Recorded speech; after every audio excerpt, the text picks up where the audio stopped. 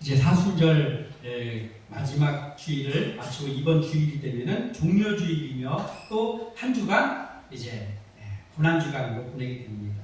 그래서 예수님을 다시 한번 더 깊이 묵상하면서 사는 이 남은 사순절 기간이 되기를 소원하면서 말씀을 나누고자 합니다. 테텔레스타이라는 헬라어가 있습니다. 테텔레스타이.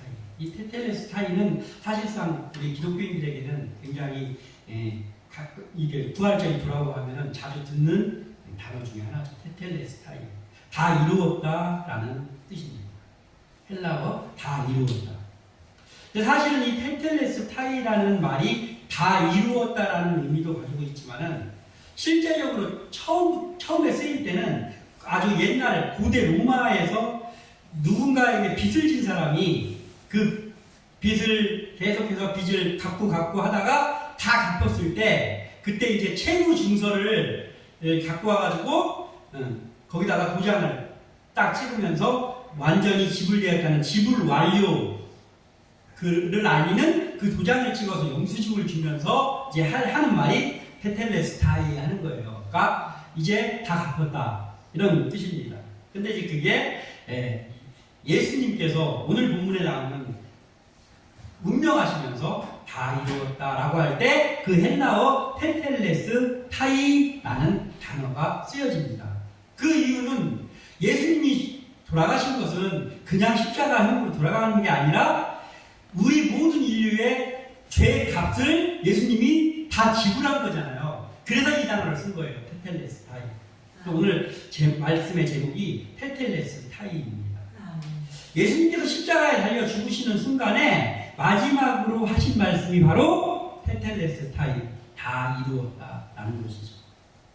이 예수님의 다 이루었다라는 이 한마디의 말씀은 사람들이 다 이루었다라고 말하는 경우도 있거든요. 근데 사람들이 말하는 다 이루었다라고 말하는 거하고는 처음부터 끝까지 같은 게 없어요.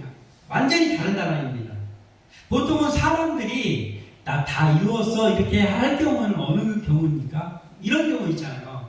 아유 나는 이제 살면서 가보고 싶은데도 실컷 다 가봤고 그리고 배우는 것도 배울 만큼 배웠고 젊었을 때 여기저기 다니면서 노는 것도 실컷 놀았어. 정말 나는 정말 재미있게 살았어. 나 이제 죽어도 여한이 없어. 이런 것들 있잖아요. 어떤 일이 이루어졌을 때 나는 이제 이 일이 이루어졌으니까 나 오늘 죽어도 여한이 없네. 난 다 이루었어. 이제 이런 경우에 쓰는 말이 가끔 쓰죠. 다 이루었다고. 나는 다 이루면서 살았어. 크게 갑부가 된다든지 그러진 않았어도 내가 멋지게 재미있게 나 인생 살았어 하면서 이런 말을 하기도 합니다. 예수님이 하시는 이 다 이루었다라는 말은 자기가 이것저것 해보고 싶은 거 다 해가지고 나 이제 다 이루었네 이런 거하고 완전 다르죠. 예수님은 자기의 뜻대로 한 게 하나도 없어요. 다 하나님의 뜻대로 한 것이죠. 그래서 이 예수님이 다 이루었다 테텔레스타이라는 말을 했는데 우리가 지금 하는 게 뭐냐면 우리가 생각하는 게 뭐냐면 우리는 예수님의 제자의 삶을 살겠다는 사람들이거든요.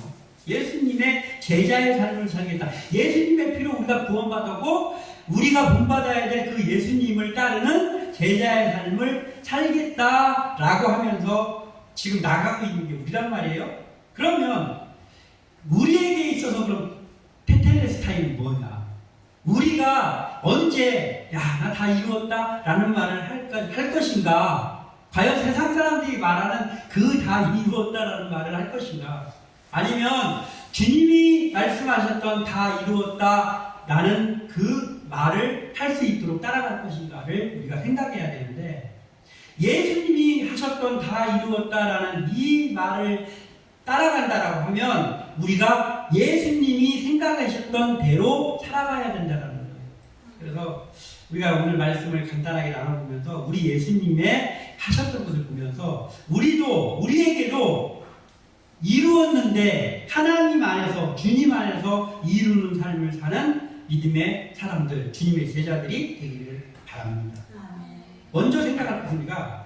말씀대로 하는 것이 테텔레스타이다라는 말씀대로. 예수님의 사역에 있어서 아주 두드러진 그 점이 있어요. 그 두드러진 점이 뭐냐면은 예수님이 사역을 하면서 항상 하시는 것이 뭐냐면 잘 보면은 구약의 이사야의 말씀이 이루어졌다. 뭐 어디 예레미야에 있는 이 말씀을 이루고자 예수님이 이렇게 하셨다. 뭐 이런 내용들이 자주 나옵니다. 그러니까 말씀이 이루어지는 대로 살기에 힘썼던 것이 예수님의 사역에서 두드러진 점이었다는 거죠.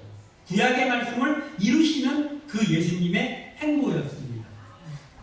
오늘 28절 다시 한번 읽어보겠습니다. 시작. 그 후에 예수께서 모든 일이 이미 이루어진 줄 아시고 성경을 응하게 하려 하사 이르시되 내가 목마르다 하시니.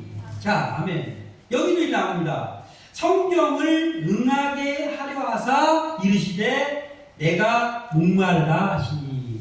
이 예수님이 지금 어디 갔다가 뭐 산에 올라가셨다가 내려와가지고 내가 목마르다 이런 상황이 아니잖아요. 완전히 발가벗겨진 채로 십자가에 달려서 피와 물과 피를 쏟으시면서 죽어가고 있는 상황 가운데에서 하시는 말씀입니다. 내가 목마르다 이 말씀이. 그런데 이 말씀조차도 예수님은 그냥 사사로이 하는 게 아니라 그 십자가 상에서조차도 구약에 이미 약속된 말씀이 이루어지게 하시려고 내뱉은 한마디가 내가 목마르다라는 말이었어요. 이 말씀이 어디에 예언되어 있는 말씀을 이루고자 하는 거였냐면 시편 69편 21절을 내 예언된 말씀을 이루고자 이 말씀을 하셨어요. 이 시편 69편 21절에 그들이 쓸개를 나의 음식물로 주며 목마를 때에는 초를 마시게 하였사오니. 아멘. 이런 말이 있어요. 이게 다윗의 시입니다. 다윗이 시를 통해서 그리스도에 대한 예언을 한 말씀이에요. 그런데 이게 무슨 말이냐면 그 능욕당하고 고통당하고 할 때 괴롭힘당하고 할 때 그 괴롭히는 사람들이 쓴 음료를 줬다는 거예요. 이걸 먹으라고 줬다는 거예요. 그리고 목마르다고 할 때, 고난을 받아서 목마르다고 할 때, 신 음식, 초가 시다는 거잖아요. 식초 할 때, 그 초를 줬다는 거예요. 근데 지금 예수님의 상황이 바로 지금 이 상황 가운데 있는 거예요. 예수님이 십자가에 못 박혀가지고 지금 고통을 당하고 있는데, 예수님께서는 그 구약의 예언의 말씀을 여기서도 이루기 위해서 내가 목마르다 이렇게 말씀하시는 거예요. 정말 타는 듯한 목마름이 있어서 말도 제대로 할 수 없는 상황이었겠죠. 거의 죽음 직전이니까요. 그런데 내가 목마르다고 할 때 이 말을 했더니 그 능욕하는 로마 병정들 그리고 유대 병정들이 그 신 포도주를 주는 거예요. 스폰지 같은 해용에다가 끼워가지고 입에다 이렇게 대는 거예요. 그러니까 이 시편에 있는 말씀이죠. 목마르다고 했더니 초를 마시게 하는 거예요. 초를. 예수님에게 초를 마시게 한다. 그리고 공간복음에는 보면은 그러니까 마태마가 누가가 공간복음이란 말이에요. 근데 오늘 요한복음에는 초를 마시게 하는 장면이 나오지만 공간복음에는 어떤 장면이 나오냐면은 쓸개탄 포도주를 주는 장면이 나와요. 쓸개탄 포도주. 목마르다고 할 때 쓸개탄 포도주를 예수님께 그 입술에다 대는데 예수님이 마시기를 거절합니다. 거기서는 왜 그러냐면 이 쓸개탄 포도주는 뭐냐면 그 고통을 입게 하는 약간의 어떤 진통제 같은 거예요. 그러니까 예수님이 우리 인류를 위해서 지금 죽어가고 있는데 예수님이 지금 아프다고 해가지고 고통을 조금 잊으려고 그 포도주를 마시지를 않잖아요, 예수님이. 그래서 거기서는 그 입에다가 그 포도주를 대길 때, 쓸개탄 포도주를 대길 때 그걸 물리칩니다. 근데 오늘 이 요한복음에서는 신포도주를 주는 그 장면이 나오는데 이 본문에 나오는 신포도주라는 건 뭐냐면은 그 예전에 노예나 뭐 죄인들을 그 고문을 하거나 또는 십자가에 못 박아서 죽일 때 그때 그 목말라 하고 그러면 그 노예나 죄수들, 죽음당하는 뭐 사형수들 이런 사람들한테 주는 시큼한 술이에요. 그냥 말하자면 입만 죽여주는 시큼한 그 술. 이걸 이제 만들어 놓는 거예요. 근데 지금 예수님께 그걸 준 거예요. 이게 뭐예요? 우리 예수님을 철저하게 노예나 죄인 취급을 한 거예요. 이 병정들이. 왜 예수님께서는 내가 목마르다라고 하면서 그들이 내가 목마르다 하면 시원한 물을 주지 않을 거라는 걸 예수님이 아시잖아요. 근데 왜 내가 목마르다라고 했냐면 내가 목마르다라고 할 때 그들이 그 신포도주를 줄 것이라는 걸 주님은 아시죠. 그래서 그들이 신포도주를 줄 때 시편 69편에 예언되어 있던 그 말씀이 또 이루어지는 거예요. 그래서 예수님이 이렇게 하신 거죠. 그리고 이게 왜 중요하냐면 그들이 예수님을 노예나 죄인에게 주는 그 음료수를 줬다는 것은 예수님을 완전히 노예 죄인 취급을 했다는 건데 예수님께서는 지금 그 일을 하기 위해서 여기 있는 거거든요. 십자가에 못 박힌 것이 우리가 죄의 노예 아닙니까? 예수 믿기 전 우리는 죄의 노예입니다. 그리고 우리가 죄인이잖아요. 우리가 하나님을 배반한 원죄를 타고난 그 죄인들입니다. 아담의 후손들이죠. 그런데 우리가 노예나 죄인 취급을 받아야 되는데 예수님이 이 땅에 오신 목적 자체가 우리가 받아야 될 그 노예 죄인 취급을 예수님이 대신 받으시려고 오신 거잖아요. 그러니까 그 취급을 예수님이 받으셔야 되는 거예요. 그러니까 내가 목마르다 하시면서 그 신포도주를 입에 댔을 때 시편에 예언한 말씀이 이루어지는 거예요. 그러면서 우리가 받아야 될 그 능욕을 예수님께서 받으신 거예요. 그러면서 예수님께서 그 후에 하신 말씀이 다 이루었다라고 테텔레스 타이라고 하셨단 말이에요. 그러면은 사람이 다 이루었어, 난 재밌게 살았어 라고 할 때하고 완전히 전혀 다른 주님이 다 이루었다. 이게 지금 이 상황이 다 이루었다를 할 수 있는 상황입니까? 십자가는 그 아주 질이 나쁜 사형수를 못 박는 도구가 십자가잖아요. 저주의 형태입니다. 저주의 형태. 예수님이 지금 발과 벗겨진 채로 죄수의 형태의 가시면류관을 쓰고 지금 박혀갖고 했는데 이게 다 이룬 건 아니잖아요. 사람의 관점으로 본다면 다 이루었다고 할 수 있는 그런 부분이 아니죠. 저주가 된 모습이죠. 그럼에도 예수님께서는 다 이루었다라고 하신 이것은 바로 말씀대로 모든 것들이 이루어졌기에 예수님의 육신은 지금 고난 중에 있고 최고의 힘든 상태에 있지만 그 말씀에 예언되어 있는 말씀이 당신의 그 삶을 통해서 십자가를 통해서 이루어졌다는 것을 보면서 그 끝에까지도 그 구약의 예언의 말씀을 이루는 그 행위를 하시면서 다 이루었다라고 마지막 한 가지까지 다 이루시면서 말씀을 하신 거라는 거죠. 그래서 우리가 예수님의 그 제자로서의 삶을 살아간다고 이렇게 살다 보면요, 야, 내가 주를 위해서 사는 건 좋지만, 야, 이렇게까지 해야 되나? 라는 순간들이 옵니다. 그거는 목회자에게만 오는 게 아니라 평신도도 마찬가지예요. 그러니까 내가 예수 믿는다는 것 때문에 저 사람들한테 내가 이런 취급까지 내가 받아야 되나? 내가 이것까지 참아야 되나? 라는 순간들이 문득문득 우리에게도 옵니다. 예수님의 상황을 비교할 수도 없지만 그때 우리는 그 예수님을 생각하는 거예요. 말씀이신 예수님을 생각하면서 우리가 그것 가지고 인내할 수 있는 그런 믿음을 가지고 서야 되는 것이죠.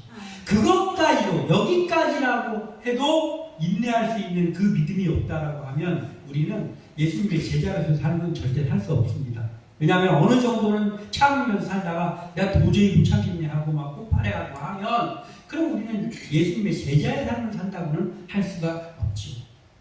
그래서 예수님은 이 말씀대로 이루는 것이 나는 초라해지고 나는 저주받은 모습으로 보이고 나는 수치스러운 모습일지라도 이게 하나님의 말씀대로 이루어졌기 때문에 예수님께서 십자가상에서 돌아가시는 동안에 테텔레스타이 다 이루었다라고 하실 수 있었던 거예요.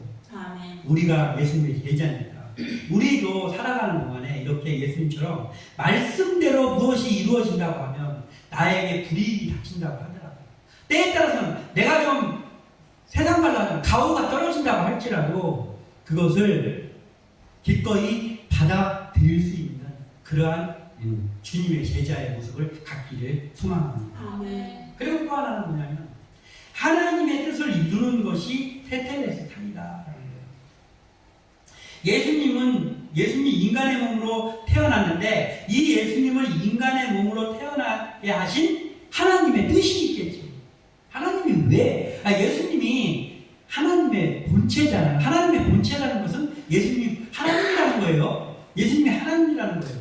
그런데 그 성부 하나님이 예수님을, 하나님의 본체인 예수님을 이 땅에 굳이 인간의 몸을 입고 태어나게 하신 데에는 하나님의 뜻이 있단 말이에요. 뜻이. 근데 그 뜻이 뭐냐? 너무나 명확하죠. 인간의 구원을 위해서입니다. 인간. 그러니까 아담과 하와가 태초에 에덴 동산에서 죄를 짓고 추방되고 그리고 그 후손들이 다 죄인으로 태어나게 되는데 그들이 처음 죄를 짓는 그 순간부터 하나님은 바로 인간을 구원하는 작전에 돌입을 하는데 그게 그리스도를 메시아를 보내겠다라는 약속이었단 말이에요. 그리고 그 메시아로 보내려면 그 메시아의 조건은 뭐냐? 그리스도의 조건은 뭐냐? 죄가 없어야 돼요. 죄가 없어야 돼요. 왜냐하면 이런 거 있잖아요. 나도 지금 죄진 사람이야. 근데 내가 대신 이 사람 대신 제가 죄값 치르겠습니다. 아니 자기도 죄인인 주제에 누구 죄값을 대신하냐. 그런데 인간 중에는 이 일을 할 사람이 없잖아요. 그 누구도 우리 온 인류의 죄를 짊어질 수 있는 죄가 없는 사람 중에는 이전에도 없었고 주님 오시는 그날까지도 없단 말이에요. 사람으로서는. 그런데 그 일은 해야 돼. 죄값을 대신 치러서 죄를 없이 해야 하나님하고 가까워질 수 있단 말이에요. 근데 그 역할을 누군가는 해야 되는데 사람 중에는 없어. 그래서 하나님께서는 작정하신 게 뭐냐면 하나님의 본체, 하나님의 아들 예수님을 인간으로 태어나게 해서 그 일을 하시려고 한 거예요. 이사야서 53장 6절에 우리는 다 양 같아서 우리입니다. 우리는 다 양 같아서 그릇 행하여 각기 제 길로 갔거늘 여호와께서는 우리 모두의 죄악을 그에게 담당시키셨도다. 아멘. 이라고 예언했습니다. 이사야도 예수님이 오시기 훨씬 전에 이렇게 그에게 담당시켰다. 바로 그가 예수님이란 말이에요. 예수님에게 담당시키셨어. 왜냐하면 우리 인간들은 다 양 같아서 다 그렇게 행한다고, 다 죄인이라고. 그래 그걸 할 수 없어. 그래서 그리스도로 오신 예수님에게 담당시키셨다. 이게 하나님의 뜻입니다. 하나님의 뜻. 하나님의 뜻을 이루는 것이 테텔레스 타이, 다 이루었다라고 말할 수 있는 것입니다. 예수님이 그 일을 하신 거예요. 죄악을 담당하시기 위해서 오신 죄 없는 분, 그리스도, 이분이 예수님이라는 것이죠. 예수님이 인간으로 오시는 일에 있어서 예수님께 득이 되는 면이 있습니까? 하나님이 예수님께 인간으로 태어나서 그 인간들의 죄를 구속하는 일을 하라고 했을 때 예수님이 그래도 내가 하나님의 본체인데 인간으로 태어날지라도 내가 가서 이름을 날리면서 하나님의 본체는 뭔가 다르구나 하면서 인간들한테 능력도 좀 발휘하고 그렇게 하려고 하는 그러한 목적이 예수님께 있냔 말이에요. 없다고. 예수님은 사실 오실 필요가 없는 분이 오신 거예요. 오직 죄를 구원하는 일 그거 하나를 하기 위해서 예수님께서 하지 않아도 되는 그거를 당하지 않아도 되는 그거를 하셨단 말이에요. 예수님에게 이 땅에 태어나는 거에 있어서 예수님에게 빚이 되는 면이 전혀 없어. 그럼에도 예수님은 그 태어나셔서 공생의 기간을 거쳐서 십자가에 돌아가시는 동안에 그 생애를 보면 하나님의 일을 이루는 그 일을 하는 데 있어서 온 힘을 다했어요. 그래서 예수님, 저번에도 제가 말씀드렸었지만, 예수님은 그 잠자고 일어나는 것 외에는 당신 입에 들어가는 거, 음식, 무엇을 먹을까, 어떤 좀 더 맛있는 걸 먹을까 한 적이 한 번도 없어요. 뭐가 입으로 들어가는지 그게 중요치 않아요. 예수님. 그저 눈 붙이고 산에 서고 어디 서고 눈 잠깐 붙이고 일어나서는 그 계획, 인간을 구원하는 그 계획을 위해서 가르치시고 전파하시고 고치시고 그 일 하는 데에만 모든 힘을 다 쏟으셨다고, 모든 시간을 다 투자하셨다. 굉장히 부지런히 그 일을 하셨습니다.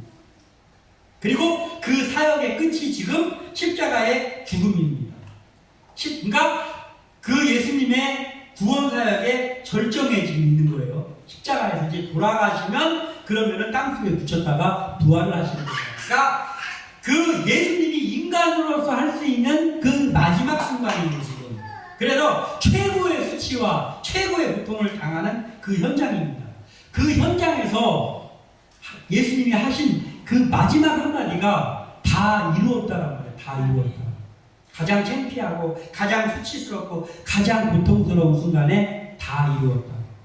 예수님이 이 땅에 오셔서 예수님의 뜻대로 뭔가를 좀 해보고 다 이루었다가 아니잖아요. 하나님의 뜻, 인간을 구원하기 위해서 오지 않아도 되는 하나님의 본체를 인간으로 태어나게 해가지고 그 일을 이루는, 그 일을 완수하는 지금 현장에서 하나님의 뜻이 이루어졌으니 내가 그 일을 내가 피하지 않고 다 감당했으니 다 이루었다 이거예요.